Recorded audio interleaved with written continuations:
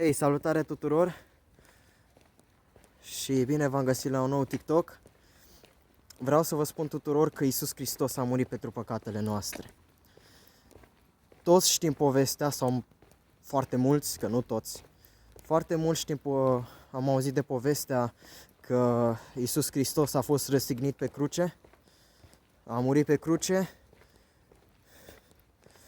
și El a murit pentru păcatele noastre.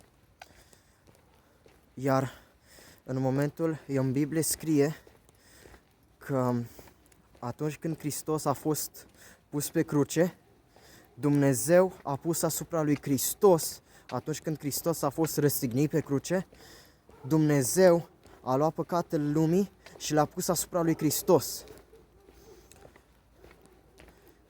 Și că El, Hristos, atunci când a murit, și-a dat viața ca sacrificiu pentru păcat. Dacă considerați astăzi că aveți nevoie de iertare de păcate, dacă considerați că aveți păcate și eu vă spun, aveți. Iisus a murit pentru păcatele voastre. El a plătit prețul. Și astăzi, nu mâine, nu poi mâine, astăzi tu poți avea iertarea de păcate, un dar de la Dumnezeu. Iertare de păcate.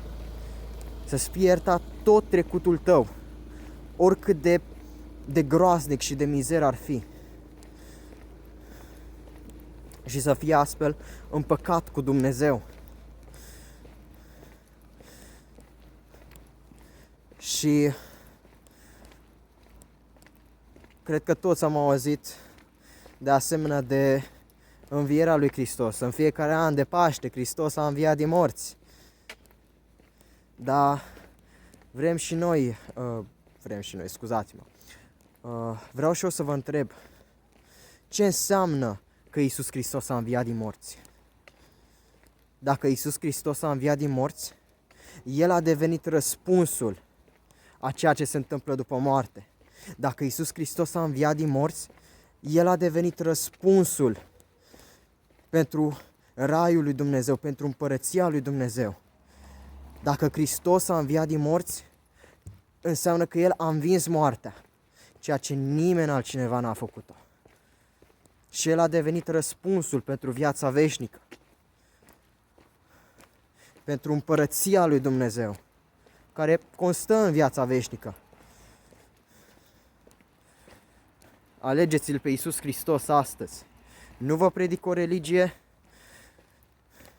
nu vă predic un cult, nu vă predic o sectă, nu vi predic pe martorii lui Jehova, nu vi predic pe ortodoxi, pe catolici sau pe baptiști, ci vi-l predic pe Iisus Hristos, care El însuși a spus că eu sunt calea, adevărul și viața și că nimeni nu vine la Dumnezeu decât prin mine, și care El însuși a mai spus în zilele sale de pe pământ că El este învierea și viața veșnică.